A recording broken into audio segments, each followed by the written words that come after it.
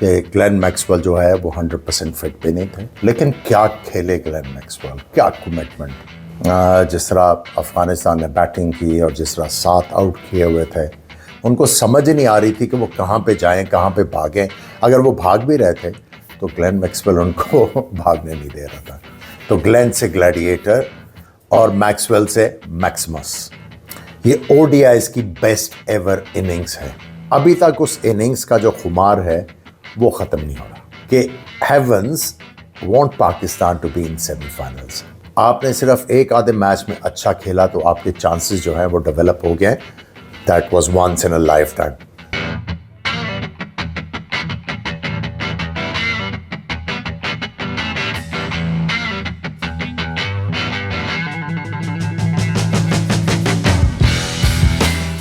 अस्सलाम वालेकुम, मैं हूं आमिर सुहेल और आप मेरा यूट्यूब चैनल देख रहे हैं। कल क्या मैच हुआ।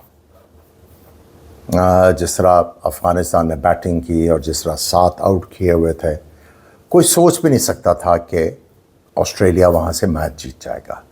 और स्पेशली विद द फैक्ट कि ग्लेन मैक्सवेल जो है वो 100% फिट भी नहीं थे और मैच के दौरान उनको क्रैम्प्स भी पड़ रहे थे, इंजरी रीअकर हो रही थी, he was in lot of pain and discomfort. और ये सारी चीज़ देखते हुए अगर आप ये कहें कि ऑस्ट्रेलिया का चांस 1 आउट ऑफ मिलियन नहीं, मिलियंस कहें, तो वो भी इस एफर्ट को मैच नहीं करेगा। चांस ही नहीं था ऑस्ट्रेलिया का। लेकिन क्या खेले ग्लेन मैक्सवेल, क्या कमिटमेंट, क्या अपनी नेचुरल एबिलिटी को उन्होंने बैक किया और इस तरह उन्होंने पीटा अफ़गानिस्तान के बॉलर्स को जहाँ पे कंडीशंस उनके हक में थे।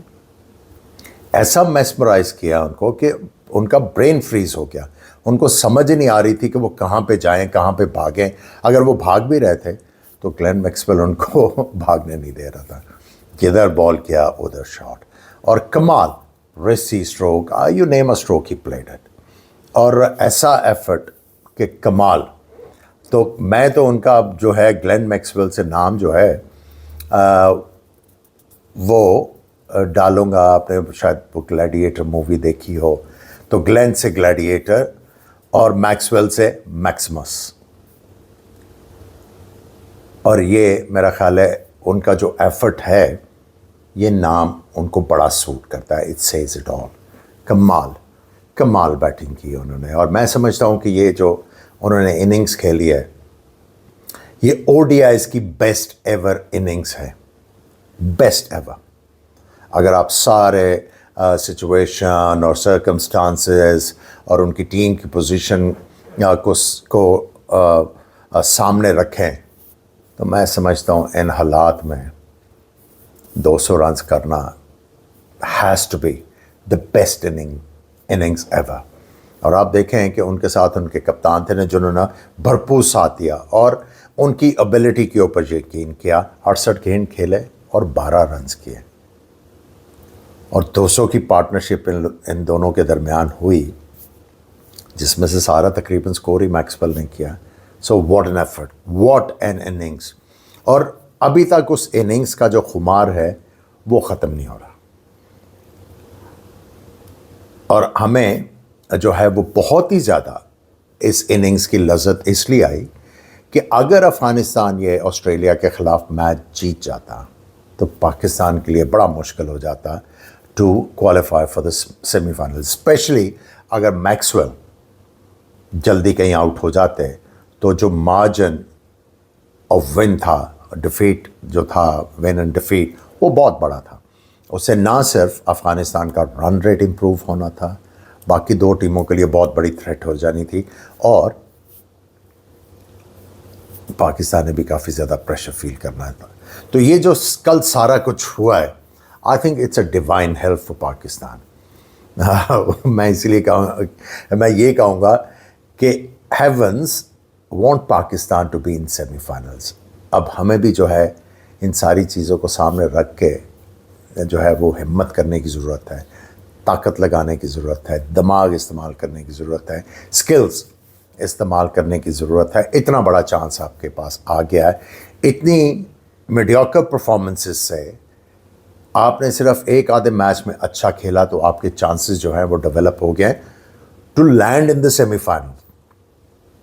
एक बड़ा एफर्ट चाहिए अब पाकिस्तान को, लेकिन मैं फिर वापस आऊँगा ग्लेन मैक्सवेल। जितनी तारीफ़ की जाए कम है, जितनी तारीफ़ की जाए कम है। और ये एक ऐसी इनिंग्स है, अगर कभी ग्लेन मैक्सवेल बैठ के सोचेंगे और अपने आप से ये पूछेंगे कि कैन आई रिपीट इट, तो उनका दिमाग और दिल दोनों पता क्या कहेंगे, आराम से बैठो, that was once in a life time.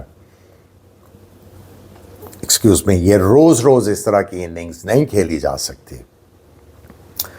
आपने कर दिया, अब इसको सेवर करो, इंजॉय करो, और लोगों को भी बार बार देख के इसको इंजॉय करने दो।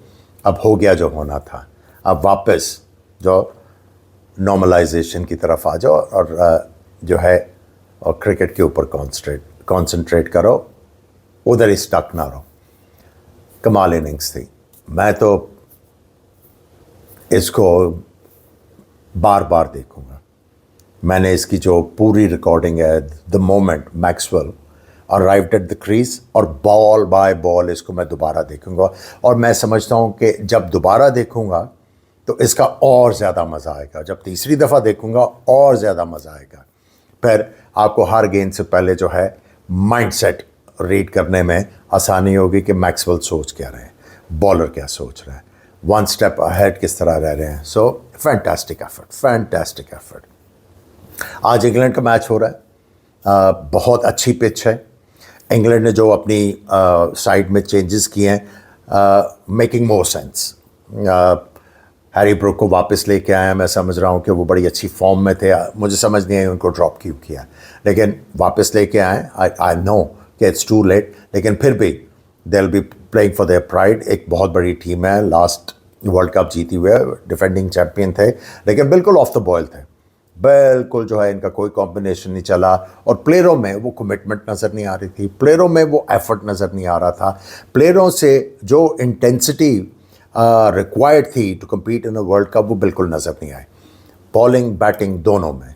और मेरा ख्याल है ये वही बैस बॉल के चक्कर में फंसे हुए थे, और जो बॉलिंग कॉम्बिनेशन है उसमें भी बहुत ज़्यादा चेंजेस करते रहे। किसी बॉलर ने जो है वो रिस्पॉन्ड नहीं किया कैप्टन को, पेसमैन को किया और ज़्यादा मार पड़ी, खिलाया, स्विंग इतना ज़्यादा नहीं हुआ, बाउंड्रीज कंसिस्टेंटली लीक करते रहे। तो इस टूर्नामेंट में it has been a struggle for the English side.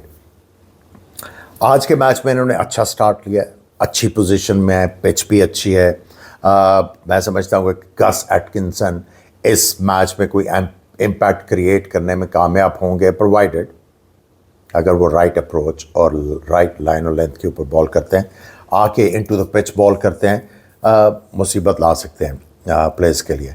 सो अच्छी पिच है, इंग्लैंड ने स्टार्ट अच्छा लिया है। लेट्स होप कि इंग्लैंड जो है कम से कम ये मैच तो जीत जाए, लेकिन नीदरलैंड जो है वो इतनी आसानी से तरने वाला नहीं बनेगा, वो फाइट हार्ड करेंगे। They are a committed bunch of cricketers जो यहाँ पे अपना नाम बनाना चाहते हैं, ऑलरेडी 2 मैचेस जीते हुए। So it is not going to be walk in the park for England, they will be made to work hard. Anyways, keep following my channel, keep watching my channel. आज के लिए इतना ही, कल दोबारा नए vlog के साथ आपकी खिदमत में हाज़िर होऊंगा। खुदा हाफिज़।